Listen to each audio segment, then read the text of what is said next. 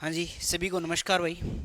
अपने आज से एक टॉपिक क्या एक सब्जेक्ट पढ़ने जा रहे हैं, और जिसके बारे में आपको पता ही है। आज जो हम पढ़ेंगे एक सब्जेक्ट, उसका नाम क्या है? उसका नाम क्या रहेगा भाई? किसके बारे में चर्चा करने जा रहे हैं अपने? हम पढ़ेंगे राजस्थान का भूगोल।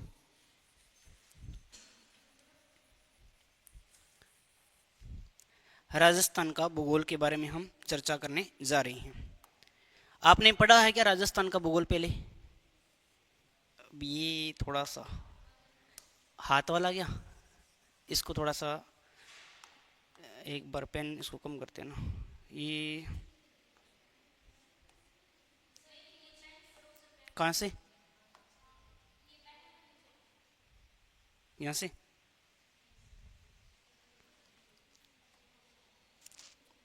अब इसको कहाँ से करना है एक बार? ये क्या है?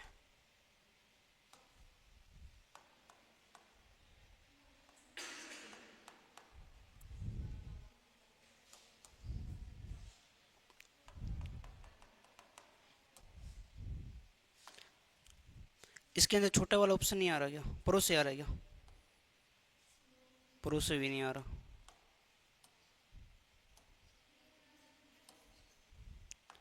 इसको यहाँ से करते हैं ना।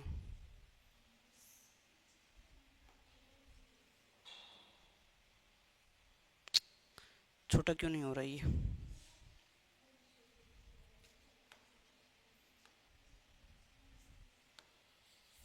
अब ठीक है।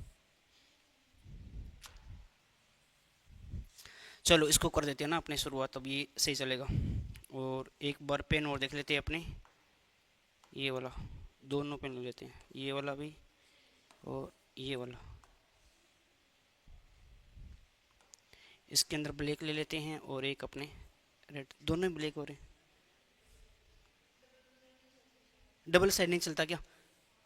अच्छा कोई बात नहीं, चलता तो फिर हाथ वाला कर लें क्या? यहाँ से होगा क्या? ये वाला यहाँ से होता है ना। चलो ठीक है, अब अपने करते हैं ना शुरुआत, कोई दिक्कत नहीं है ना। तो अपने क्या है कि एक टॉपिक पढ़ने जा रही हैं और एक सब्जेक्ट की शुरुआत हम करने जा रही हैं। जो हम क्या पढ़ेंगे भाई? कौन सा भूगोल पढ़ेंगे? राजस्थान का भूगोल। ये हम शुरुआत करने जा रही हैं राजस्थान का भूगोल। सबसे पहले तो आपको पता होना चाहिए कि इस भूगोल का अर्थ क्या होता है। आपने पढ़ा है ना पहले, या नहीं पढ़ा है? भूगोल के बारे में आपने पढ़ा होगा या नहीं पढ़ा है? भूगोल का अर्थ क्या होता है? अगर मैं बात करूं कि इसका शाब्दिक अर्थ क्या होता है, क्या क्या कुछ आता है भूगोल के अंदर? क्या आता है? भौतिक स्वरूप आता है। और क्या आता है? बताओ भाई। पृथ्वी के अंदर जितनी भी जो सारी चीजें हैं, हम उनका अध्ययन कर रही हैं, तो वो क्या है? भूगोल ही है। वो सारा का सारा भूगोल है। आज अगर हम पृथ्वी के बारे में बात करते हैं तो पृथ्वी में सारा कुछ भूगोल है। और भूगोल के बारे में हम बात करते हैं, राजस्थान के भूगोल को हमें कितने तरीके से हमें पढ़ना है, आपको इसके अंदर कितने तरीके से पढ़ना है और क्या क्या पढ़ना है, वो आपको पता होना चाहिए। सबसे पहले अगर मैं बात करूं इसके बेसिक स्ट्रक्चर के अंदर, तो भूगोल में हम क्या पढ़ेंगे? हम भूगोल पढ़े राजस्थान का, तो राजस्थान की उत्पत्ति के बारे में हमें पता होना चाहिए, तभी तो हम राजस्थान का भूगोल पढ़ पाएंगे ना। जैसे आपको पता है कि एक बच्चे का पहले जन्म होता है, जन्म के बाद में फिर अपने क्या करते हैं? बच्चे का जन्म होने के बाद में क्या करते हैं अपने? नामकरण नहीं करते। फिर बच्चा जैसे जैसे बड़ा हो जाता है उसके नाम अलग अलग होते रहते हैं और बच्चा अपना कार्य करने लग जाता है। उसी प्रकार से राजस्थान का भी तो कहीं ना कहीं उत्पत्ति हुई होगी ना। तो राजस्थान के भूगोल में पहला जो बिंदु हम चर्चा करने वाले हैं, वो हम पढ़ेंगे राजस्थान की। क्या पढ़ेंगे भाई? राजस्थान की क्या पढ़ेंगे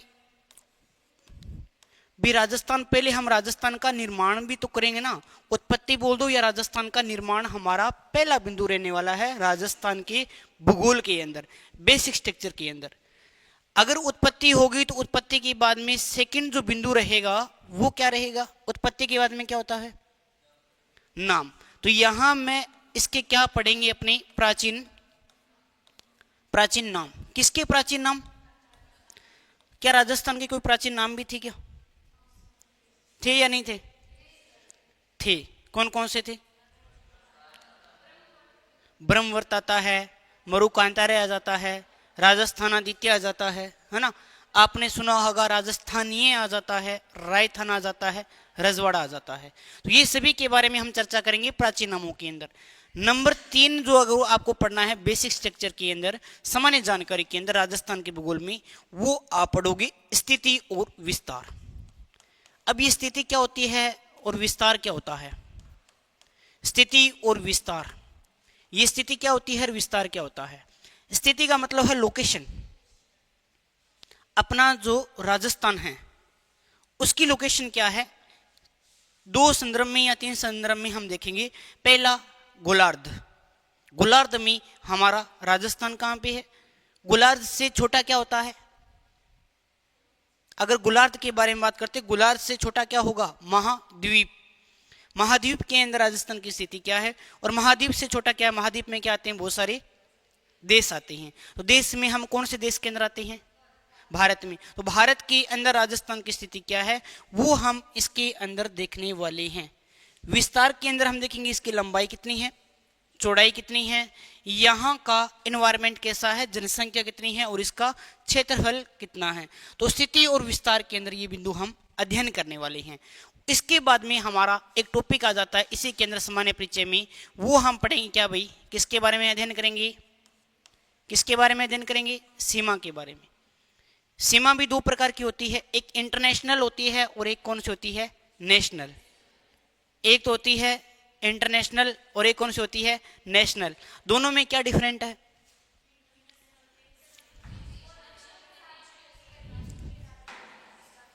दोनों में क्या अंतर है भाई? क्या हो, आपको जाना है क्या? जाना है कहीं?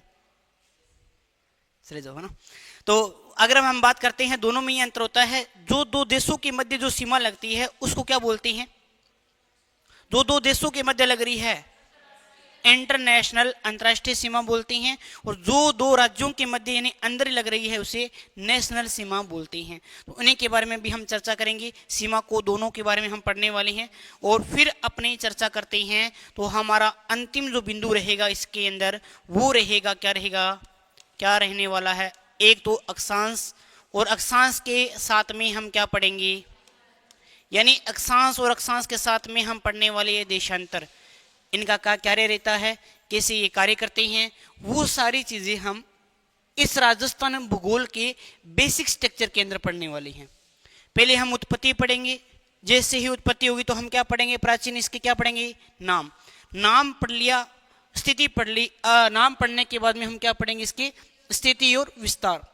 हमने पूरी स्थिति देखी, विस्तार देखेंगे, फिर हम पढ़ेंगे सीमा के बारे में, और सीमा के बाद में फिर हम क्या पढ़ेंगे? अक्षांश और देशांतर।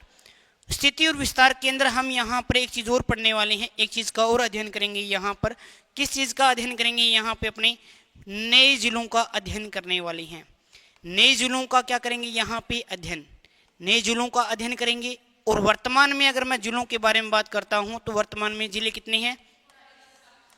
वर्तमान में जो जिले हैं वो है आपके पास में 41। तो 41 जिलों का हम यहाँ पर अध्ययन करेंगे। और पहले देखेंगे कि जब हमारा राजस्थान बना था, राजस्थान का निर्माण कब होता है? राजस्थान अपनी वर्तमान स्थिति के अंदर आता है जब राजस्थान का एकीकरण होता है, तो 1 नवंबर 1956 को। उस समय के अंदर हमारे यहाँ पर जो बात करते हैं जिलों की संख्या कितनी थी? 25। और 26वां जिला उसी दिन बना था, कौन सा? अजमेर। तो 26 से लेकर पहले हम पढ़ेंगे 33, और 33 के बाद में फिर ये जो क्रम है 41 वाला, ये सारा अपने ट्रिक मेथड से करेंगे। तो आपको पता चल जाएगा कि पहले कौन आया था और बाद में हमारा कौन सा जिला आया था। अगर बेसिक स्ट्रक्चर से प्रश्न आता है तो सीधा पूछा जा सकता है कि जैसे कि धौलपुर का निर्माण है वो कौन से जिले से अलग करके किया गया था, या डींग का पूछ सकता है, बलोत्रा का पूछ सकता है। तो वो सारी चीज़ों का अपने अध्ययन यहाँ पर करने वाले हैं। पहले हमारे ये 2 बिंदु रहने वाले हैं। दोनों बिंदुओं के बारे में अगर हम चर्चा करते हैं तो सबसे पहले हमारे पास में बिंदु आ जाता है, और इस बिंदु का नाम क्या है भाई? इस बिंदु का नाम क्या रहता है? राजस्थान का हम क्या पढ़ने वाले हैं? अभी हम राजस्थान की क्या पढ़ने जा रहे हैं? उत्पत्ति। क्या पढ़ने जा रहे हैं भाई? उत्पत्ति। और इसके बारे में अगर हम बात करते हैं, इसकी उत्पत्ति के बारे में अगर हम बात करना चाहते हैं, तो यहाँ पर आपको पता होना चाहिए कि राजस्थान की जो उत्पत्ति है वो कैसे हुई थी भाई? कैसे होती है राजस्थान की उत्पत्ति? बताइएगा। राजस्थान की उत्पत्ति कैसे हुई थी भाई? राजस्थान की जो उत्पत्ति है वो कैसे हुई थी? पता है किसी को? जिन्होंने पढ़ रखा है पहले वो बताएंगे भाई कैसे होती है इसकी उत्पत्ति। हाँ बताइए भाई, कोई बताना चाहेगा?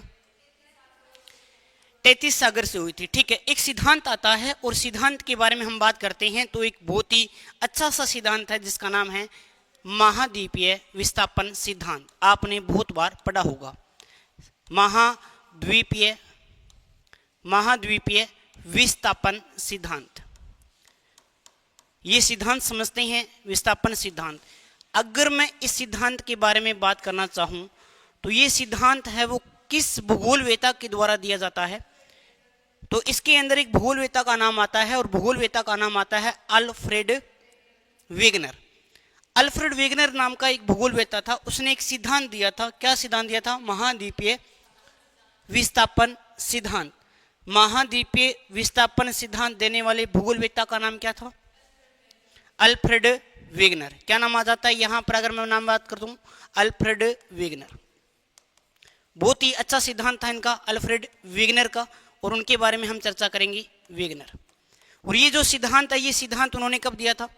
ये सिद्धांत वो कब देते हैं? तो सिद्धांत देते हैं ये, अगर हम बात करना चाहते हैं, तारीख थी 6 जनवरी 1912 को ये सिद्धांत देते हैं। और इस सिद्धांत के अंदर वो क्या बताते हैं? इस सिद्धांत के अंदर वो क्या बताते हैं भाई? उन्होंने बताया था कि संपूर्ण जो पृथ्वी है, आपकी जो संपूर्ण पृथ्वी है वो एक भाग से क्या हुई थी भाई? जुड़ी हुई थी। कैसे जुड़ी हुई थी? यहाँ पे अपने चर्चा करते हैं। यहाँ अगर हम देखना चाहते हैं तो देखो भाई, इसी के अंतर्गत हम चर्चा करते हैं। एक ये जो हमारे पास में एक ये वाला भाग आ जाता है, यहाँ से पूरी पृथ्वी को लेके आते हैं, अपने पूरी पृथ्वी को लेके आते हैं। एक पृथ्वी ये रहा भाग, और एक इसी के जस्ट अपने ऊपर भाग और बना देंगे।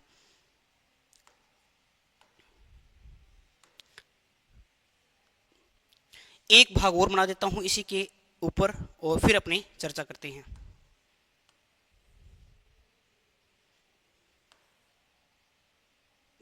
लो, इसी के अंदर हम चर्चा करने जा रहे हैं, और इस वाले भाग का नाम मैं कुछ अलग तरीके से रख देता हूं, या इसको ऐसे कर देते हैं ना, इसको नहीं आ रहा, कोई दिक्कत नहीं। यहां से अपने बात करते हैं।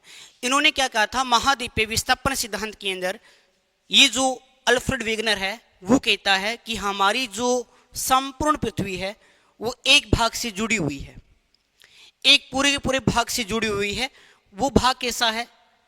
वो भाग कैसा? स्थल है, और उस स्थल को भी एक नाम देता है। क्या नाम देता है वो? बिल्कुल, ये जो अंदर वाला जो भाग था, ये वाला भाग क्या था? आपका स्थल था। अब स्थल का मतलब समझते हो? जुड़ा हुआ था आपस के अंदर, ये था स्थल मंडल। और इस स्थल मंडल को वो एक नाम देता है, उसको क्या नाम देता है वो? पेंजिया। अब कल को प्रश्न आ जाए कि पेंजिया क्या था? पेंजिया, पेंजिया क्या था? पेंजिया क्या था?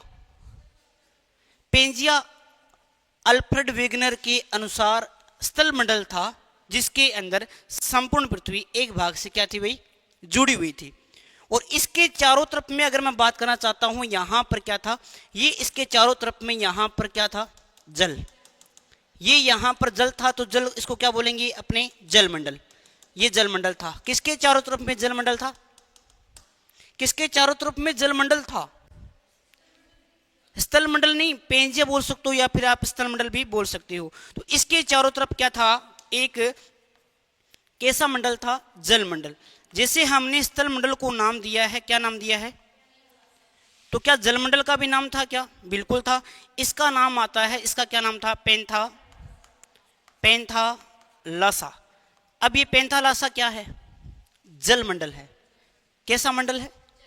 लिखना नहीं है, एक बार समझना है बिल्कुल, उसके बाद में आपको लिखने का टाइम मिलेगा। जो जल मंडल बाहर का है, पेंजिया अंदर का है।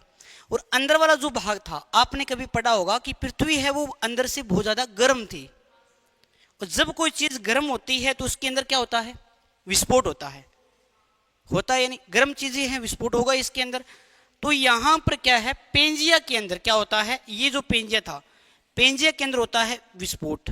जब कोई चीज में विस्फोट होता है तो वो कितने भागों में टूट जाती है, उसके काफी भागों में इसका विभाजन हो जाता है।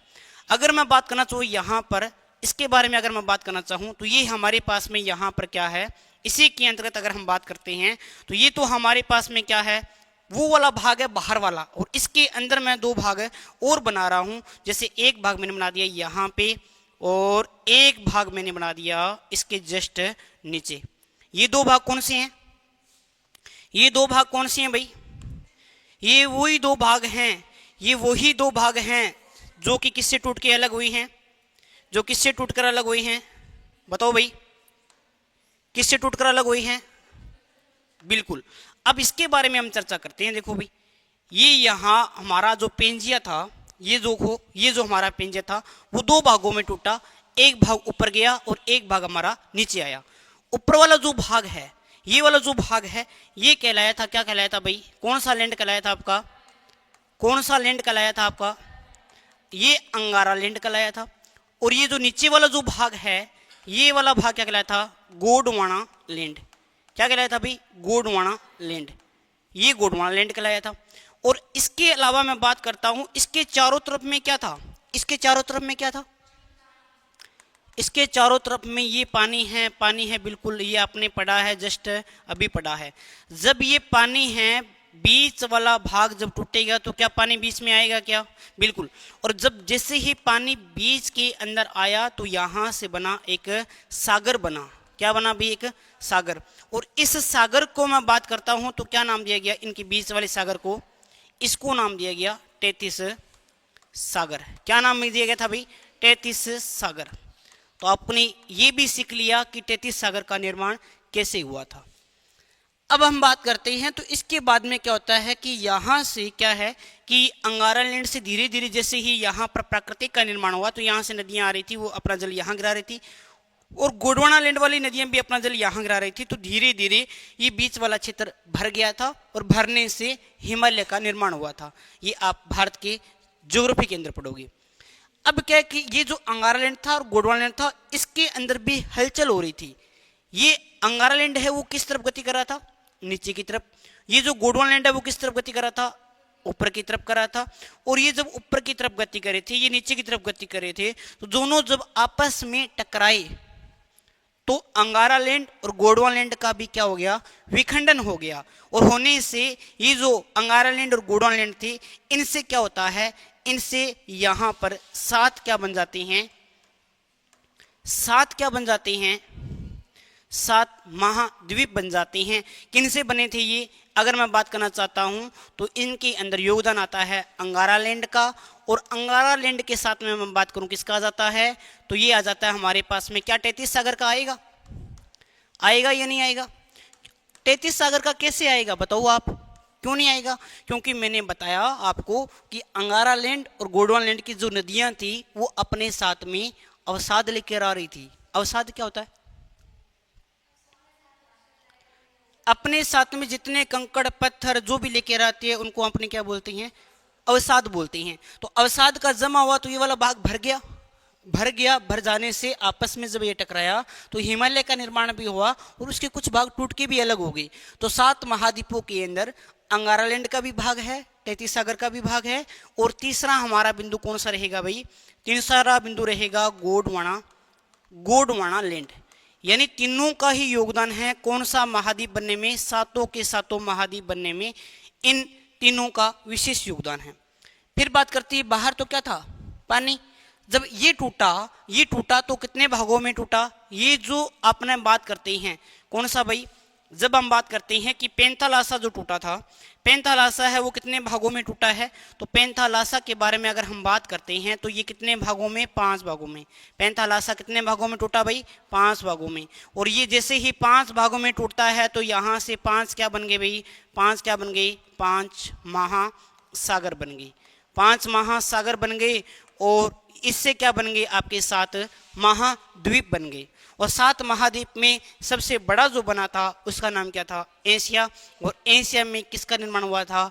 भारत का। और भारत के अंदर किसकी उत्पत्ति हुई थी? जैसे अगर मैं बात करता हूं तो यहां पर एक छोटा सा द्वीप बना हुआ था। अब ये द्वीप क्या होता है? एक होता है, इंग्लिश में बात करूं तो आइसलैंड बना हुआ था। द्वीप क्या होता है? द्वीप जिसके चारों ओर पानी है वो तो क्या है? द्वीप। जिसके 3 ओर पानी है, केवल और केवल 3 ओर पानी है, उसे बोलते हैं प्रायद्वीप। क्या बोलते हैं? प्रायद्वीप बोलते हैं। और 2 नदियों के बीच का क्षेत्र कहलाता है दोआब। ये भी याद रखना, आप पढ़ोगे सिंध दुआब, बारी दुआब, चास दुआब, छाछ दुआब, रचना दुआब, है ना। तो ये ऐसे दुआब भी पेपर के अंदर पूछ लिए जाते हैं। तो यहां से क्या है, अगर मैं बात करता हूं, एक द्वीप था, इस द्वीप का नाम आ जाता है जम्बू द्वीप। क्या नाम आता है भाई? जम्बू द्वीप आता है। इस जम्बू द्वीप से ऐसे कहा जाता है कि निर्माण हुआ था। किसका निर्माण हुआ था भाई? इस जम्बू द्वीप से किसका निर्माण हुआ था भाई?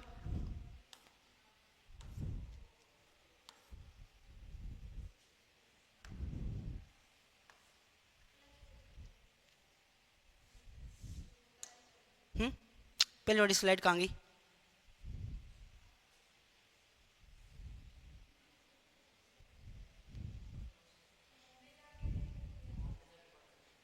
ये कैसे खुल गया फिर? ये होम। अच्छा अच्छा अच्छा,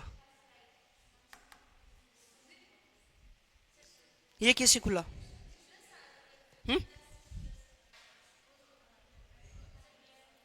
अभी अभी वो चलते चलते कैसे खुला था फिर ये?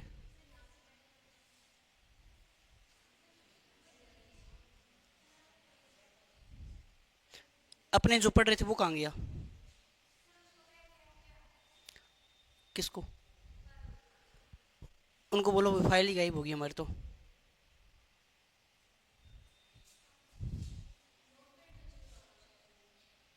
किस पे चल रहा था? नोटपैड पे?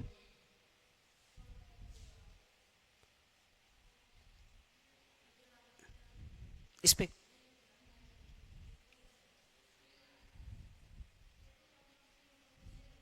हाँ, उसको बताना, वो उसको बोलना कि जो हमारी स्लाइड थी वो कहाँ गई।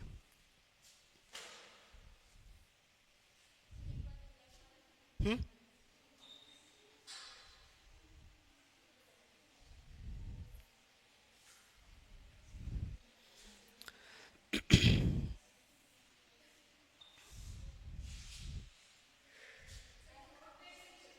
नोटपैड में चल रहा था क्या? नोटपैड कहाँ से बताओ फिर आप? ये चलते चलते दूसरी स्लाइड आ गई, पता नहीं कैसे आई है।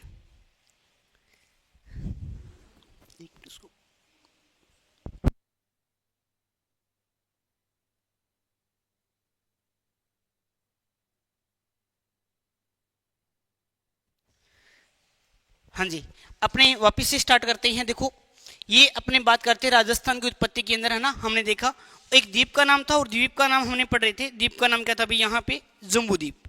इस द्वीप का नाम क्या था? जम्बू द्वीप। इसी के बारे में हम चर्चा कर रहे थे। और जम्बू द्वीप से किसका निर्माण हो जाता है? यहाँ पर किसका निर्माण होता है? भारत का। इसलिए आपने कभी भारत के प्राचीन नामों के अंदर एक नाम भी पढ़ा होगा कि भारत का सबसे प्राचीन नाम है वो जम्बू द्वीप है। पढ़ा कभी? उससे पहले आपने आर्यवर्त भी नाम सुना होगा। सुना है कभी? नहीं सुना तो कोई बात नहीं, जब भी आप भारत का जीके पढ़ोगे तो यहां आपको पता चल जाएगा। तो ये राजस्थान की उत्पत्ति के अंदर हमने कौन सा सिद्धांत पढ़ा है? महाद्वीपीय सिद्धांत देने वाले व्यक्ति का नाम क्या था? अल्फ्रेड वेगनर ने संपूर्ण भूमि को एक भाग से जोड़ा, उसका नाम क्या था? उसका नाम क्या था? पेंजिया। पेंजिया के चारों तरफ में एक जल वाला भाग था, उसका नाम क्या था? पेंथालासा। जैसे ही पेंजिया में विस्फोट हुआ, पेंजिया कितने भागों में टूटा? 2 भागों में। ऊपर वाला भाग क्या कहलाया? नीचे वाला भाग क्या कहलाया? मान के चलो, अगर आपको याद नहीं भी रहता है तो आप ऐसे रख सकते हो कि अंगारा से आंखें याद रखना, आंखें हमारी ऊपर है, और गोडवाना लेने से आप गोडा भी याद रख सको। गोडा ऊपर है या नीचे है? तो नीचे वाला भाग क्या होगा? है ना, गोडवाना लैंड होगा। याद रखने का तरीका है, कैसे भी याद रख लेना। इतना नहीं पूछेगा कि ऊपर वाला भाग था या नीचे वाला था। गति हो रही थी, गति होने की वजह से क्या होगा कि यहां पर हमने देखा था कि दोनों आपस में टकराते हैं तो 7 क्या बन जाते हैं? महाद्वीप। और ये जो पेंथालासा था, पेंथालासा के टूटने से 5 क्या बन जाते हैं? 5 क्या बन जाते हैं, महासागर बन जाते हैं। ये भी आपके लिए इंपॉर्टेंट है, थोड़ा सा ध्यान रख लेना इसका भी ना, ये भी आप थोड़ा सा ध्यान रख लेना भाई। ठीक है, आगे हम बात करते हैं। देखो भाई, आगे हम बात करते हैं इसी के अंदर। तो आपको पता चल गया होगा कि राजस्थान का निर्माण कैसे हुआ, कुछ पता चला राजस्थान का निर्माण कैसे हुआ। जम्बू द्वीप से भारत का निर्माण होता है और भारत से किसका निर्माण हो गया था। बहुत बढ़िया। अब हमारा नेक्स्ट जो बिंदु रहने वाला है, हम पढ़ने वाले हैं 2 नंबर पर किसके बारे में चर्चा करेंगे।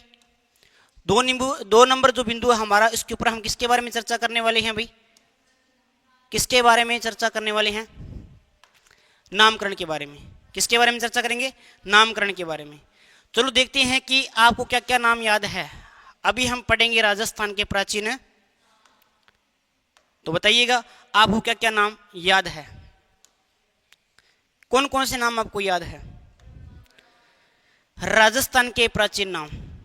ये कलर दिख रहा है क्या आपको, नहीं दिख रहा, व्हाइट कर देते हैं, कोई बात नहीं, अपने व्हाइट से ले लेते हैं, अगर नहीं दिख रहा तो व्हाइट दिख जाएगा। राजस्थान के हम पढ़ेंगे ये राजस्थान के प्राचीन नाम, प्राचीन नाम। अब बताइए आप कौन कौन से नाम जानते हो, कौन कौन से नाम जानते हो। सबसे पहले जो नाम आता है, जैसे प्रश्न आ गया कि बताओ राजस्थान का सबसे प्राचीन नाम क्या है। एक बार व्याख्याता परीक्षा के अंदर ये प्रश्न आ चुका था कि बताओ राजस्थान का सबसे प्राचीन नाम क्या है। तो प्राचीन नाम कौन सा रहेगा भाई, कौन सा रहेगा, ब्रह्मवर्त रहेगा। चलो चर्चा करते हैं। यहां पर सबसे प्राचीन जो नाम मिलता है वो कौन सा मिलता है भाई। आप अगर हम बात करते हैं तो पहला नाम मिलता है जिसका नाम आ जाता है कौन सा भाई, ब्रह्मवर्त। कौन सा नाम है, ब्रह्मवर्त। अब ब्रह्मवर्त के बारे में बात करते हैं तो ब्रह्मवर्त का अर्थ क्या होता है, ब्रह्मवर्त का क्या अर्थ होता है। एक ऐसा क्षेत्र जिसका निर्माण देवताओं के द्वारा किया गया हो, एक ऐसा क्षेत्र जिसका निर्माण देवताओं के द्वारा किया गया हो, वो क्षेत्र क्या कहलाया था, ब्रह्मवर्त कहलाया था। अब देवताओं के बारे में जानकारी देने वाले क्या कौन थे, सबसे प्राचीन क्या चीज थी जो देवताओं के बारे में हमें जानकारी दे रही थी, वेद। और वेद में भी सबसे प्राचीन वेद कौन सा था, ऋग्वेद। तो ऋग्वेद में हमें किसके बारे में जानकारी देता है जी, ऋग्वेद हमें राजस्थान का कौन सा नाम बताता है, ऋग्वेद। ऋग्वेद के बारे में बात करते हैं तो ऋग्वेद में राजस्थान का नाम मिलता है ब्रह्मवर्त। 2 नंबर बिंदु के बारे में मैं बात करता हूं तो एक आ जाता है यहां पर मरुकांतार।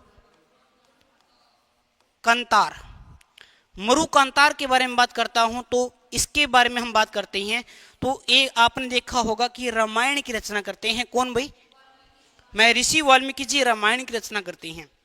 जब वो रामायण लिख रहे थे तो उन्होंने बताया था कि माता सीता को कुछ समय के अंदर बड़ी सादड़ी के अंदर रखा गया था, और वो बड़ी सादड़ी जो जगह थी ना, उस पूरे क्षेत्र को उन्होंने किस नाम से जाना है, वहां पे मरुकांतारे नाम से। मरु का मतलब कहीं ना कहीं वाल्मीकि जी ने किससे रखा है, रेगिस्तान से। रेगिस्तान का पूरा एरिया था, आपको पता है कि राजस्थान के लगभग 2/3 भाग के ऊपर मरुस्थल है, 61.11% पे है। तो उन्होंने पूरे क्षेत्र को देखते हुए इसको नाम में क्या रख दिया, मरु प्रदेश, तो मरुकांतार। तो मरुकांतार के बारे में हम बात करते हैं तो ये नाम किसने दिया था भाई, ये रामायण के अंदर नाम मिलता है। और देने वाले व्यक्ति के बारे में हम बात करते हैं तो रामायण के अंदर किसने दिया था भाई, वाल्मीकि जी ने ये दिया था, रामायण के अंदर ये नाम मिलता है। आगे हम बात करते हैं एक बहुत ही अच्छा सा और प्यारा सा नाम जो कि आपको याद रखना है। और यहाँ पर जो नाम मिलता है वो मिलता है, क्या मिलता है भाई, राजपुताना। सबसे फेमस नाम है और इसका नाम क्या है, राजपुताना। क्या नाम है भाई, राजपुताना। नाम देने वाले व्यक्ति का नाम बताइए कि सबसे पहले राजपुताना नाम किसने दिया था भाई, जॉर्ज थॉमस। जॉर्ज थॉमस के बारे में हम बात करते हैं तो उससे पहले अगर हम बात करते हैं, अपने यहाँ ईस्ट इंडिया कंपनी की स्थापना होती है, कब होती है, होती कब है, 31 दिसंबर 1600 को ईस्ट इंडिया कंपनी की स्थापना होती है। तो यहां पर क्या है कि इस वाले क्षेत्र के अंदर राजपूत लोग अधिक रहते थे, और अधिक रहने की वजह से इस क्षेत्र को उन्होंने कहा ये तो राजपुताना है, लेकिन पुष्टि नहीं हो पाई थी कि वो लोग इस पूरे एरिया के लिए बोल रहे हैं या यहाँ पर रहने वाले लोगों के लिए बोल रहे हैं। जैसे मैं मान लो अंग्रेज है ना, मैं अंग्रेज हूं और मैं बोल रहा हूं कि ये तो राजपुताना है, ये तो राजपुताना है। अब पता नहीं चल रहा कि इस पूरे एरिया के लिए बोल रहा हूं या ये आपके लिए बोल रहा हूं, यानी रहने वाले लोगों के लिए बोल रहा हूं, तो वो पुष्टि नहीं हो पाई। पुष्टि करने के लिए या राजपुताना शब्द का सबसे पहले प्रयोग किसने किया था, तो इसके लिए आपको ध्यान में रखना है एक बंदे का नाम, और उस बंदे का जो नाम था वो क्या जाता है भाई, यहाँ पे अपन बात करते हैं तो जॉर्ज थॉमस आ जाता है। प्रश्न ये भी आता है कि जॉर्ज थॉमस कौन था, कहाँ से आया था और किस प्रकार से प्रवेश करता है। अगर आपने सुना होगा, जैसे अपने बात करते हैं, आपने एक नाम सुना होगा आयरलैंड का। नाम सुना है क्या आयरलैंड का? आयरलैंड कहाँ पड़ता है, बताओ भी कहाँ पड़ता है आयरलैंड? पता नहीं है ना, नाम सुना है आपने तो है ना। हाँ, कोई दिक्कत वाली बात नहीं है। चलो एक बार आप बात करते हैं, यहाँ पे देखो भी ना, आपने सुना होगा आयरलैंड जहां से नीति निर्देशक तत्व लिए गए हैं वहीं से क्या है, जॉर्ज थॉमस आता है। और जॉर्ज थॉमस क्या सीधा भारत के अंदर आया था? सीधा का मतलब है कि बिना किसी के बुलाने से भारत में आता है या किसी के बुलाने से भारत में आया था? किसके बुलाने से आया था भारत में? किसके बुलाने से भारत के अंदर आता है, बताइएगा भाई। अगर हम बात करते हैं तो ये पूरा अगर हम बात करते हैं, ये पहले का भारत था जिसके बारे में आपको चर्चा करनी है। और ये भारत के संदर्भ में अगर मैं बात करूं तो बीच वाला जो भाग है ये हमारा यहाँ पे क्या था, ये हमारा यहाँ पे राजस्थान था। और राजस्थान के बिल्कुल पास के अंदर एक पहले आपको पता है रियासतें हुआ करती थी, रियासतें हुआ करती थी। आपने पढ़ा होगा जब राजस्थान का या भारत का जब आप एकीकरण पढ़ते हो उस समय आपने पढ़ा होगा कि राजस्थान के अंदर भी 19 रियासतें, 3 ठिकाने और एक केंद्र शासित प्रदेश था इस एरिया के अंदर। और भारत के अंदर टोटल कुल 565 रियासतें हुआ करती थी। तो यहाँ पर एक रियासती, और रियासत के बारे में बात करता हूँ तो इसका नाम था क्या भाई, ग्वालियर, जिसे वर्तमान में हम क्या बोलते हैं, एमपी। ग्वालियर का नाम सुना है क्या आपने? कभी गोलगप्पे खाए हैं क्या? ग्वालियर के फेमस है गोलगप्पे। आपने गोलगप्पे वाली रेडी के बाहर लिखा होगा ग्वालियर चाट भंडार, है ना। तो वो ग्वालियर था और ग्वालियर का एक राजा था। इस राजा के बारे में हम बात करते हैं, मराठा शासक था। ये कैसा शासक था भाई? मराठा शासक था। और इसका नाम आता है, इसको पैसे से बहुत ज्यादा प्यार था तो नाम ही पैसे पे रख दिया। पैसे को क्या बोलते हैं? पैसे को क्या बोलते हैं? मनी तो इंग्लिश में बोलते हैं, इंग्लिश पहले वाले लोगों को आती नहीं थी। हाँ, तो पैसे को और क्या बोलते हैं? आपा जैसे नॉर्मल भाषा में बोला कि भी बंदा का दौलत है वो बहुत ज्यादा है, पैसे को क्या बोलते हैं? दौलत नहीं बोलते क्या? जैसे सामान्य भाषा में प्रयोग करते हैं तो इसका नाम ही पैसे के आधार पर क्या रख दिया गया था? दौलत राव। क्या रख दिया गया था भाई? सिंधिया। एक नाम सुना होगा आपने, दौलत राव सिंधिया। कैसा शासक था ये? कैसा शासक था? मराठा शासक था दौलत राव सिंधिया। दौलत राव सिंधिया क्या करता है, अपने यहां पर एक पहले क्या करने के लिए, पहले ना एक अपने यहां पर पद हुआ करता था जिसको क्या बोलते थे? पीए। आप कभी पढ़ोगे 1857 की क्रांति पढ़ोगे तो सबसे बड़ा जो पद होता था उसे बोलते थे जीजी। जीजी के जस्ट नीचे आ जाता है एजीजी। एजीजी के नीचे आ जाता है पीए। और पीए के जस्ट नीचे अगर हम बात करते हैं तो यहां पर सामंत आते थे। पहले शासक आते थे फिर सामंत आते थे। कभी आप पढ़ोगे, है ना, 1857 की क्रांति पढ़िए कभी। शासक के जस्ट नीचे अगर हम बात करते हैं तो क्या आते थे? सामंत बोल दो ना। सामंत के बारे में हम बात करते हैं, या सामंत के नीचे, या इसको ठेकेदार भी बोलते थे। या आपने नाम सुना होगा कुशाल सिंह चंपावत का नाम सुना होगा आपने, तो वो ही था यहाँ पे ना। और इसके अलावा हम बात करते हैं तो यहाँ थी क्या? जनता। ये इनका क्रम था। अब जनता से सामंत पैसे लेते, सामंत से शासक हो जाता, शासक से पीए को जाता, पीए से एजीजी लेता, एजीजी से ऊपर जीजी तक जाता। जीजी का मतलब है गवर्नर जनरल। इसको सूचना देने के लिए एक एजेंट रखा गया था, एजेंट टू गवर्नर जनरल। ये बड़ा पद था, ये तो आता ही नहीं था कभी। जैसे प्रधानमंत्री अपना बड़ा पद है, राष्ट्रपति बड़ा पद है, वैसे ये था उस समय के अंदर गवर्नर।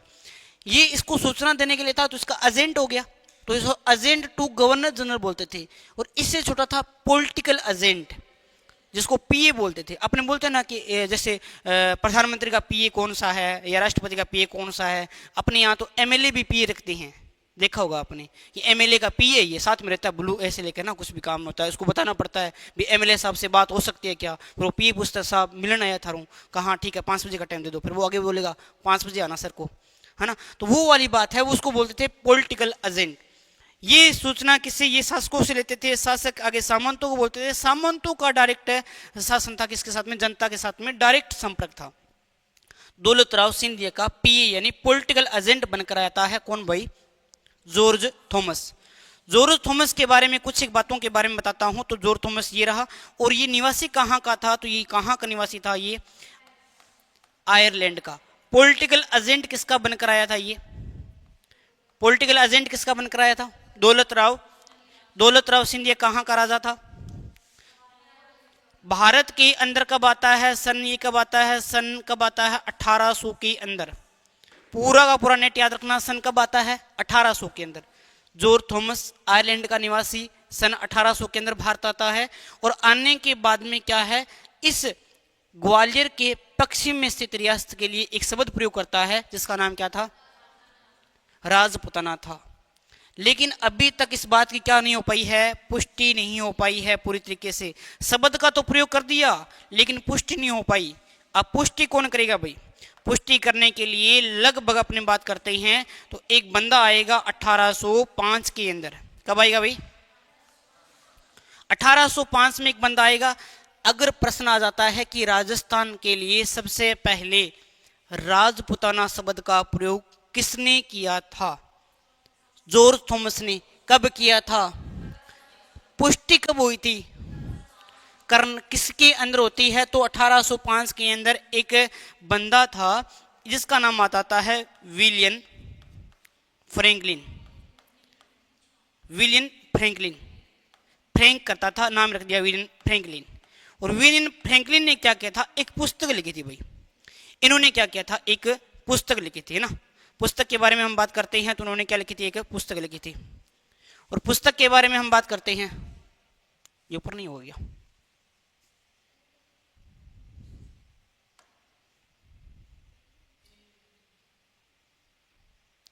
इनकी पुस्तक के बारे में बात करते हैं। देखो भाई ना, इनके बारे में अगर हम बात करते हैं तो यहां से देखो, ये क्या करते हैं, पुस्तक लिखते हैं। हाँ ये क्या है कि थोड़ा सा नया है मेरे लिए आज, तो इसमें थोड़ी सी दिक्कत आ सकती है ना। ये लाइन कैसे हटेगी अब, चलो कोई ना, हाँ कोई दिक्कत नहीं है ना, आज थोड़ा नया है ना मेरे लिए बोर्ड, इसलिए। 1805 के अंदर विलियम फ्रैंकलिन ने क्या किया था, ये इसके अंदर एक पुस्तक लिखी थी। अब बात करते हैं कि इनकी पुस्तक का नाम क्या था भाई, इनकी पुस्तक का नाम क्या था भाई। पुस्तक के बारे में बात करते हैं तो नाम बहुत ही प्यारा सा था, बहुत ही अच्छा नाम था, जिनके बारे में हम चर्चा करते हैं। द मिलिट्री मेमोरियस ऑफ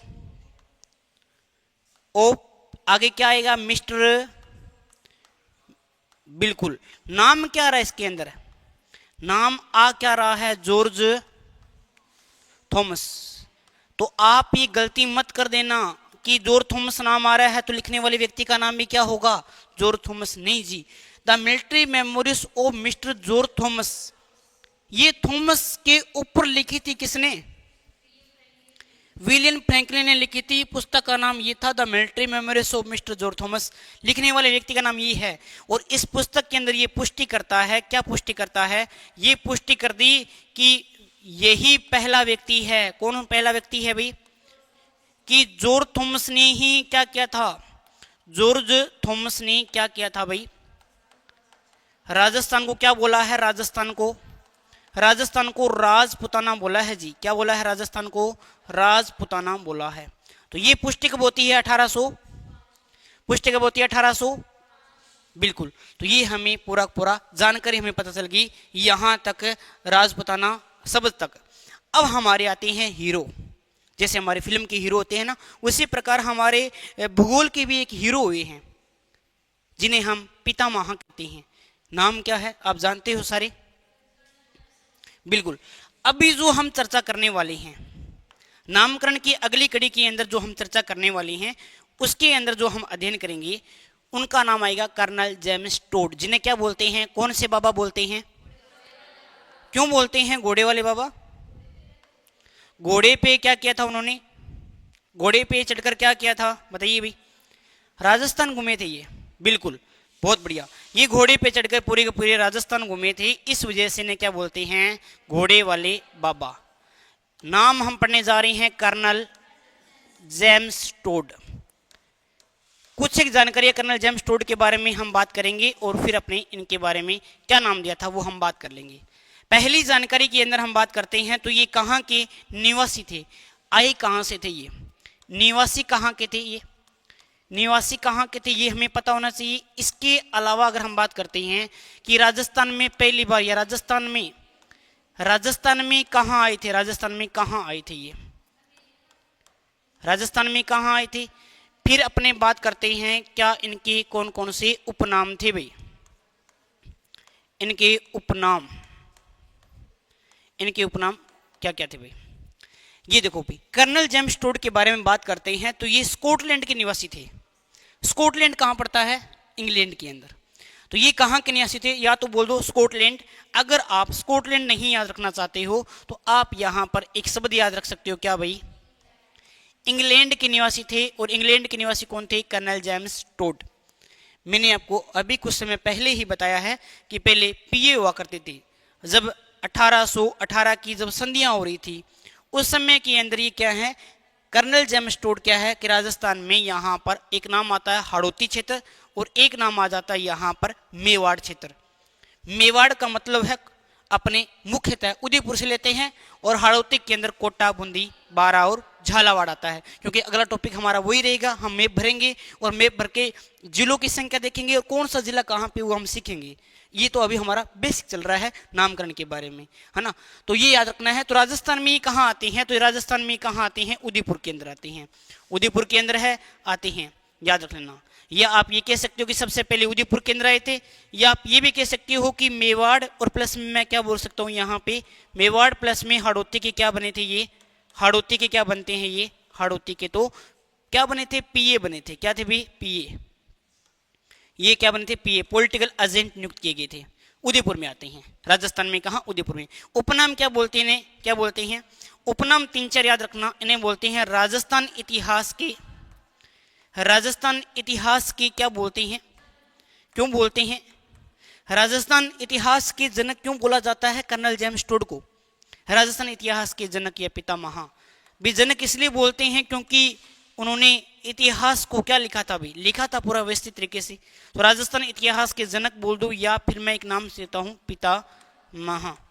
ये जो राजस्थान के जो पितामह हैं वो कर्नल जेम्स टोड कहलाते हैं, क्योंकि इन्होंने राजस्थान के भूगोल को व्यवस्थित तरीके से, पूरे इतिहास को व्यवस्थित तरीके से लिखा था।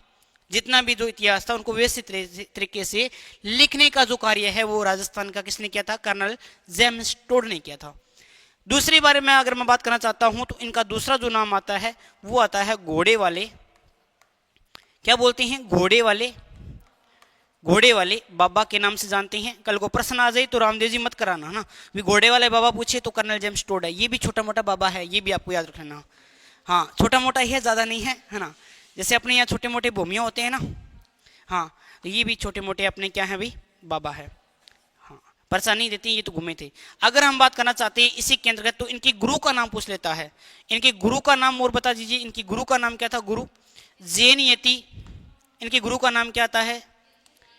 जैन यति ज्ञानचंद। ज्ञानचंद जी, बिल्कुल, ये ज्ञानचंद जी है, इनके क्या थे? गुरु थे। अब हमारे लिए इंपॉर्टेंट क्या चीज है वो हम पढ़ने वाले हैं। हमारे लिए क्या इंपॉर्टेंट है? क्या कर्नल जेम्स टोड ने राजस्थान के लिए कुछ शब्द प्रयोग किए थे? क्या बताओ, क्या किए थे फिर जी? बात है कब की है? बात है 1829 की। कब की बात है? 1829 की। 1829 की बात थी, क्योंकि ये 1818 की संधियों के अंदर आए थे। मैंने आपको बताया है, उससे पहले एक बार आए थे लेकिन वापस चले गए थे। मई के महीने के अंदर, जून के महीने के आसपास आते हैं। जून, मध्य जून में आते थे। और मध्य जून में आपको पता है राजस्थान में सर्दी बहुत होती है, देखा होगा, अब स्कॉटलैंड है, इंग्लैंड का निवासी है। अंग्रेज गोरे क्यों थे? क्योंकि वो एरिया ठंडा था। आप भी कोई 10-15 दिनों के लिए, या 10-15 दिन नहीं, साल 2 साल के लिए जम्मू कश्मीर चले जाओ, एकदम अंग्रेज तो कौन बनोगा, लेकिन रंग में थोड़ा सो फर्क आ जाएगा। तो देखियो चीज़ सर्दी के अंदर क्या है कि थोड़ा थोड़ा गोरा होने लगा है, नहीं होते क्या? नहीं, वो चुमासा के अंदर से काले हो जाते हैं। तो वो क्या है कि स्कॉटलैंड का था, अंग्रेज था, मतलब वहां का एरिया ठंडा था तो वो गोरा था। अब अपने जून के अंदर मैंने कहा था सर्दी नहीं होती है, हालांकि गर्मी होती है ना, बहुत ज्यादा गर्मी थी। आई यहाँ पे देखो, अरे यार ये कहाँ आ गया, वापिस चला गया। फिर ये 1818 के अंदर वापिस आता है। तो याद रख लेना, 1829 के अंदर क्या लिखता है, एक पुस्तक लिखता है। ये एक पुस्तक लिखी थी और पुस्तक का नाम बहुत ही अच्छा था, पुस्तक का नाम बहुत प्यारा था। इस पुस्तक का नाम आ जाता है द एनाल्स एंड एंटी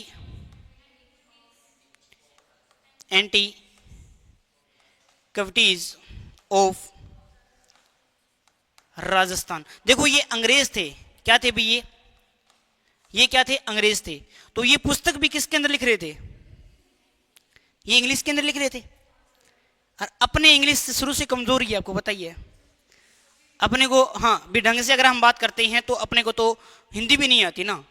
आपने बोला कि केदरा पर पूछा कैसे हो कैसे नहीं हो, और फिर कहा हाँ भाई क्या हाल चाल है और किए अगर सब ठीक है ना, तो बागड़ी में आ जाऊँ। अपनी मातृभाषा बना रही को नहीं, बागड़ी यहाँ पे और है ना। तो यही था, इंग्लिश के अंदर था। अब ये लाकर पूरा पूरा इतिहास लिखकर उन्होंने क्या क्या चीजें हैं वो ला कर दी अपने लोगों को। अपन बोलो यू की है, इसमें तो कुछ समझ में नहीं आ रहा हमें क्या ये, तो इसका हिंदी में रूपांतरण किया गया था। कुछ ही चीजें बताता हूं मैं इस पुस्तक के बारे में। पहली बात, इसका प्रकाशन कहां से हुआ था भाई? जहां से ये था, जहां ये था इंग्लैंड था। इंग्लैंड के अंदर एक शहर पड़ता है जहां से ग्रीनविच रेखा निकलती है, नाम आपको पता है कौन सा शहर था भाई? लंदन से इसका क्या होता है? प्रकाशन होता है। प्रकाशन किसने करवाया था? करने वाला व्यक्ति पूछ लिया जाए आपसे कि व्यक्ति का नाम बताओ किसने किया था। व्यक्ति अगर आपसे पूछ लिया जाता है तो व्यक्ति का नाम आ जाता है कौन भाई? विलियम क्रुक आ जाता है। क्या नाम आ जाता है भाई? William Crooke. बहुत अच्छी अच्छी जानकारी हम पढ़ने वाली हैं। विलियम क्रुक जो था उसने क्या किया था? इसका संपादन कार्य करवाया था। हुआ कहां से था? लंदन से हुआ था। अब थोड़ी सी बात और, हमें तो इंग्लिश आती नहीं, हमें कैसे जानकारी मिली? तो हमें जानकारी जो मिलती है वो कैसे मिलती है भाई?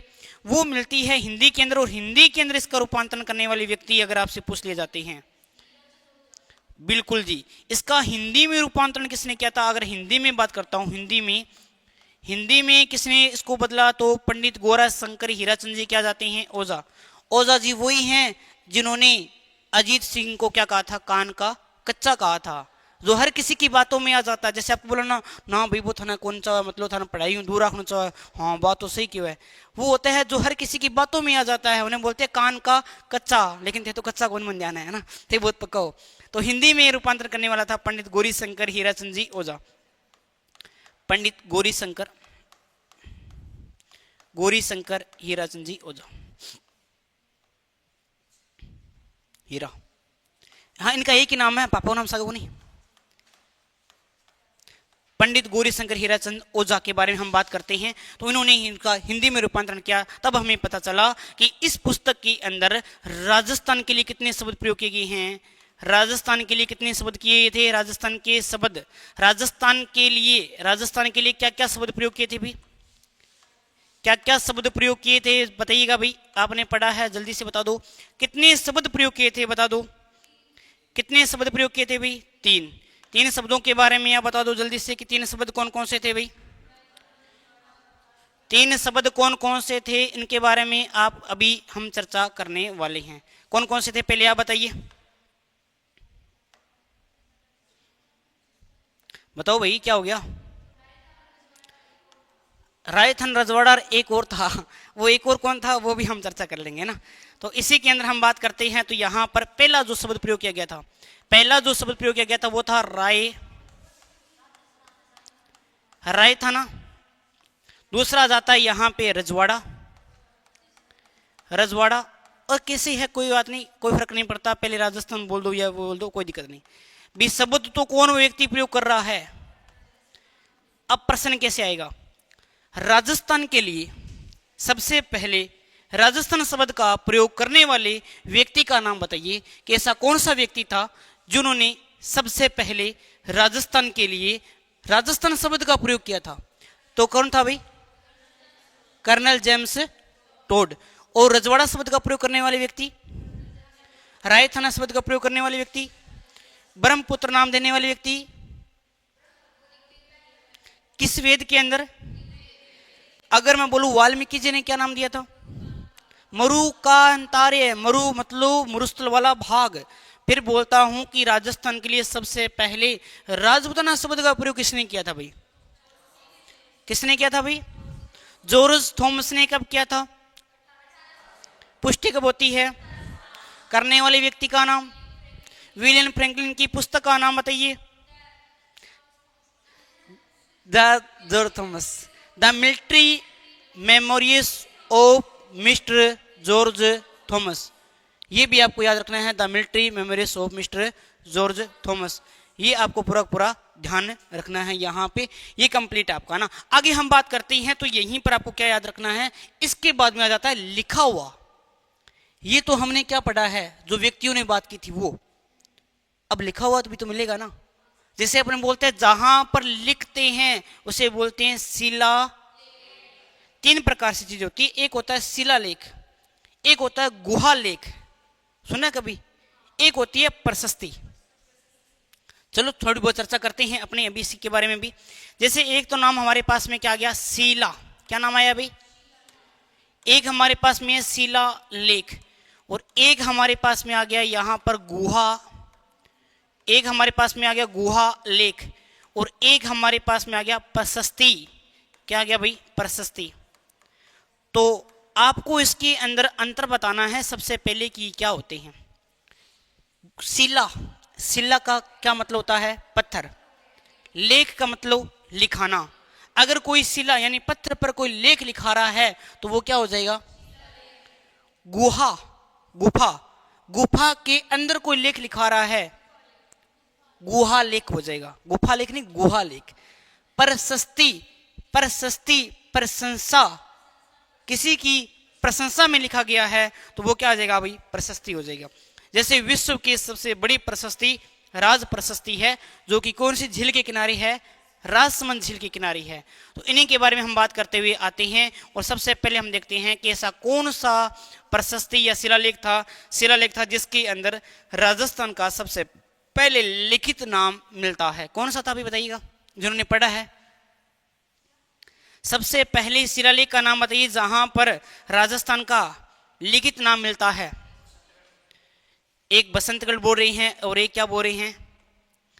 देखो दोनों के बारे में चर्चा करता हूं तो सबसे पहले आपको लिखना है यहां पर जिसका नाम क्या आएगा? गोसुंडी। कौन सा नाम आ जाएगा भाई? गोसुंडी शिलालेख के अंदर सबसे पहले जानकारी मिलती है, ध्यान रखना। गोसुंडी शिलालेख के अंदर सबसे पहले जानकारी मिलती है। अब कैसे मिलती है और आपने बसंतगढ़ क्यों बोला उसका भी कारण बताता हूं। एक बार क्या फर्स्ट ग्रेड का एग्जाम हुआ था जिसके अंदर ये प्रश्न आया था कि बताओ राजस्थान का सबसे लिखा हुआ प्राचीन नाम कहाँ मिलता है, तो वहां पर गोसुंडी को ऑप्शन में नहीं दिया गया था, वहां पे था बसंतगढ़। उसके बारे में मास्टर साहब ने पढ़ाना शुरू कर दिया कि सबसे प्राचीन बसंतगढ़ी शिलालेख है। नहीं, ऐसा नहीं है, सबसे प्राचीन गोसुंडी शिलालेख है। गोसुंडी नामक स्थान कहाँ पड़ता है? आप सभी जानते हो कहाँ पड़ता है? चित्तौड़गढ़ के अंदर पड़ता है जी। कहाँ पड़ता है? और ये गोसुंडी शिलालेख अब खुद आप यहाँ पर मूल्यांकन कर पाओगे। पहली बात मैं लिखाता हूँ, ये है कब का? तो ये है हमारे यहाँ बात करता हूँ तो ये 532 ईसा पूर्व का है। ये 532 ईसा पूर्व का है। गोसुंडी शिलालेख 682 ईसा पूर्व का है। तो ये प्राचीन हुआ या फिर वो प्राचीन हुआ?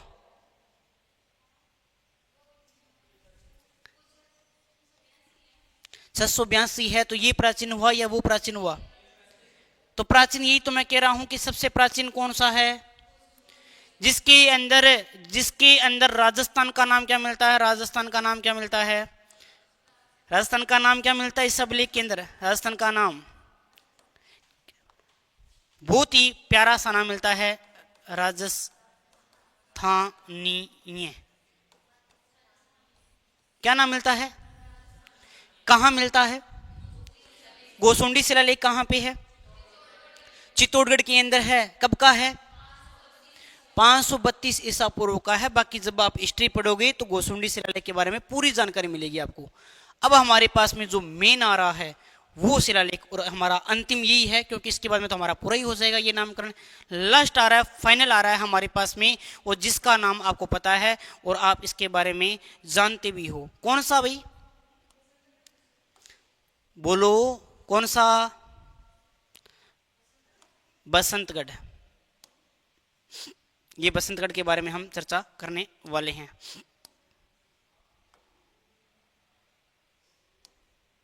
नहीं होगा क्या? नहीं हो रहा तो नहीं हो रहा भाई। कलर करें क्या आप भी सीखे क्या? चलो बढ़िया बात है। ये छोटा रहेगा ना, बस दिक्कत यही है। देखते हैं, अगर ट्राई करते हैं, अगर होगा तो बड़ा दिखा देगा। कोई बात नहीं, अगर अपने यहाँ बात कर, ये इसको लिखते हैं इसके अंदर ना, कोई बात नहीं, थोड़ा सा बढ़िया हो जाएगा ये। इसका नाम मैं कौन सा बताने जा रहा हूँ, आप है बसंतगढ़ के बारे में बात कर रही हैं। और ये बसंतगढ़ क्या है, आपका शिलालेख है, ये आपको पता चल गया। इसके बारे में बात करते हैं तो इसका पहला बिंदु देखो भी, अपने बात करते हैं। पहला बिंदु ये है कब का, सन के बारे में बात करते हैं तो 682 ईसा पूर्व, ईसा पूर्व का है। नई एनसीईआरटी के अंदर 826 रखा है, सॉरी 626 रखा है ना, ये आपको ये याद रखना है, 682 याद रखना है। इसके अंदर हम बात करते हैं तो ये है कहाँ, इसकी लोकेशन कहाँ पे है? इसकी लोकेशन पड़ती है कहाँ पे भाई? सिरोही के अंदर। और सिरोही के अंदर प्रॉपर कहाँ पड़ती है तो वो देखो अपने बात करते हैं। एक माता का अपने मंदिर बना हुआ है यहाँ पर। कौन सी माता का मंदिर है भाई? अर्बुदा देवी की नहीं है, जिसे तो राजस्थान की वैष्णो देवी बोलते हैं, माउंट आबू सिरोही में नहीं, वो नहीं है। यहाँ कुछ अलग है, यहाँ कुछ अलग नाम है जिनके बारे में हम चर्चा करने वाले हैं। बताओ भी उनका नाम क्या रहेगा? अगर हम बात करते हैं तो स्टिकर नहीं आ रहे क्या इसमें? नहीं आ रहे तो कोई दिक्कत नहीं, अपने ऐसे ही बना देते हैं इनकी, ये लो दादा। और इनके बारे में अगर हम बात करते हैं तो ये एक माता है, और इस माता का नाम है खीवल माता। क्या माता का नाम क्या है भाई? इनकी माता का नाम है खीवल माता। और खीवल माता का जो मंदिर है, खीवल माता का मंदिर कहाँ पे बना हुआ है जी? खीवल माता का मंदिर बना हुआ है सिरोही के अंदर। और इसके बिल्कुल पास के अंदर यहाँ पर एक शिलालेख लिखवाया गया है, एक लेख लिखवाया गया था। किस किस समय लिखवाया था वो भी हम चर्चा कर देंगे। और यहाँ पर इस प्रकार से एक लेख लिखवाया गया है भाई यहाँ पर। इसके बारे में अगर हम बात करते हैं, बिल्कुल पास के अंदर है ये। और इसके बारे में अगर हम बात करते हैं तो ये किसके समय लिखाया गया था, किसने लिखवाया था, सारी चीज़ा अभी आप पढ़ांगा। देखो अंदर, देखो इसके अंदर हम बात करते हैं तो एक राजा था, एक वंश था, आपने पढ़ा हो तो, कभी पढ़ा है क्या? एक वंश था, वंश का नाम आ जाता है चावंड वंश। केवल और केवल सिरोही के अंदर था ये। कौन सा वंश था भाई? चावंड। एक वंश था चावंड वंश। और चावंड वंश का एक राजा था, एक राजा था, इसका एक राजा था, राजा का नाम आ जाता है क्या भाई? यहाँ पर अगर हम बात करना चाहते हैं, बहुत ही अच्छा नाम आ जाता है यहाँ पर। देखो जैसे आपने पढ़ा कि बसंतगढ़ शिलालेख है, चावंड वंश था, और चावंड वंश के राजा के बारे में बात करते हैं तो इस राजा ने क्या किया था यहाँ पर। राजा का नाम आपको याद रहे तो ठीक है, नहीं याद रहे तो चावंड वंश लिख लेना यहाँ पे, ज़्यादा डीप नहीं जानेंगे ना, अपने जो मेन काम है वो भूल जाओगे।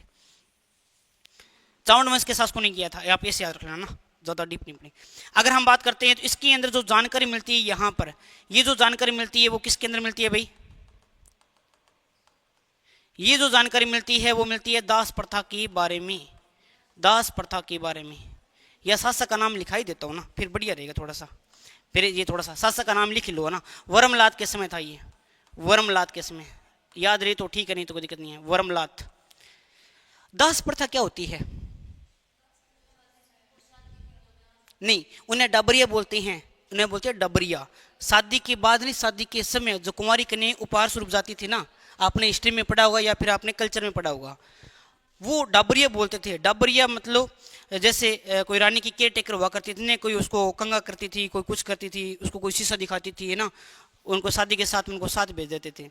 फिर मान लो कि चलो राजा को कोई पसंद आ गई उसमें से, तो उनको क्या करता था, वो उपपत्नी का दर्जा दे देता था, उसे बोलते थे पासवान। और पासवान से जो बच्चे उसे बोलते थे दारोगा या फिर चाकर बोलते थे, वो अलग चीज है।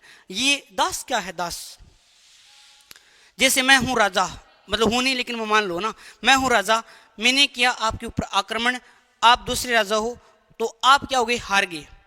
मैंने कहा मार दिया जाए या छोड़ दिया जाए, आपने कहा साहब छोड़ दो, छोड़ दो। मैं कि छोड़ तो जाऊंगा लेकिन थाना के करना पड़ेगा, हमारा काम करना पड़ेगा, है ना। बीसा झाड़ू पोछा भी करना पड़ेगा, मेकिंग बट जाना पड़ेगा, बट उठाना है, ले जाना पड़ेगा जो भी सामान है वगैरह है। हाँ तो हाँ तो वो क्या है कि हाँ कि ठीक है ऐसा मंजूर है। एक प्रकार का सर्वेंट था, सर्वेंट को हम क्या बोलते हैं, दास बोलते हैं, जो किसी के अधीन रहते हुए कार्य कर रही हैं, गुलाम गुलाम कह सकते हो। तो दास प्रथा के बारे में जानकारी है वो कहाँ से मिलती है, इस शिलालेख से मिलती है। और इस शिलालेख का नाम जो है वो आप परिचित हो चुके हो, क्या हो जाएगा, बसंतगढ़, बसंतगढ़ शिलालेख। क्या हो जाएगा, बसंतगढ़ शिलालेख। और ये बसंतगढ़ शिलालेख कहाँ पे है, सिरोही के अंदर। कब का है, 682 का। लिखाने वाले राजा का नाम क्या था, वर्मलात। कौन से वंश से हैं, चावड़ वंश से। और बिल्कुल छोटा सा नाम यहाँ पर अपने राजस्थान के लिए प्रयोग किया गया है, और इसका जो नाम यहाँ पे लिखा हुआ है वो आ जाएगा राजस्थानीय द्वितीय। या राजस्थानीय द्वितीय के बारे में हम बात करते हैं तो ये शब्द कहाँ मिलता है, कौन से शिलालेख में मिलता है भाई, बसंतगढ़ शिलालेख के अंदर मिलता है। और बसंतगढ़ शिलालेख के अंदर अगर हम बात करते हैं कब का है तो 600 सिरोही से प्राप्त होता है। यहाँ पर राजस्थान का नाम आपको पता होना चाहिए कि राजस्थान का जो नाम है क्या मिलता है भाई, राजस्थानीय या राजस्थानीय या राजस्थाना। राजस्थाना बोलोगे तो बढ़िया रहेगा, राजस्थाना द्वितीय के बारे में हम बात करते हैं ना। हाँ राजस्थाना द्वितीय, मैं यहाँ पे नाम लिख देता हूँ, राजस्थाना द्वितीय, राजस्थाना द्वितीय। ये जो नाम मिलता है आपका, ये जो नाम मिलता है राजस्थान द्वितीय, ये कहाँ मिलता है तो ये आपका मिलता है कौन से शिलालेख के अंदर, कौन से शिलालेख के अंदर मिलता है, बसंतगढ़ शिलालेख के अंदर मिलता है। उसके बाद में मोहनोत नैणसी आ जाते हैं यहाँ पे, और मोहनोत नैणसी ने भी अपनी पुस्तक नैणसी ख्यात के अंदर भी राजस्थान शब्द का प्रयोग किया है। और उसके अलावा अगर हम बात करते हैं तो राजस्थान के दूसरे चरण के अंदर जिसका नाम क्या था, अगर हम बात करना चाहते हैं, दूसरे का नाम था पूर्वी राजस्थान। तो राजस्थान शब्द का प्रयोग है वर्तमान में अगर हम बात करते हैं तो एकीकरण के दूसरे चरण में किया गया था। ये भी आपको याद रखना है, ये आपके लिए वेरी वेरी इंपॉर्टेंट है। तो हमने देखा है कि हाँ हमारे कौन कौन से राजस्थान के जो प्राचीन नाम हमें मिले थे। एक बार जो हमने क्या पढ़ा है अभी अभी जो हमने क्या पढ़ा है, किसका नहीं नया दे रखा है, नई एनसीईआरटी में 625 नहीं,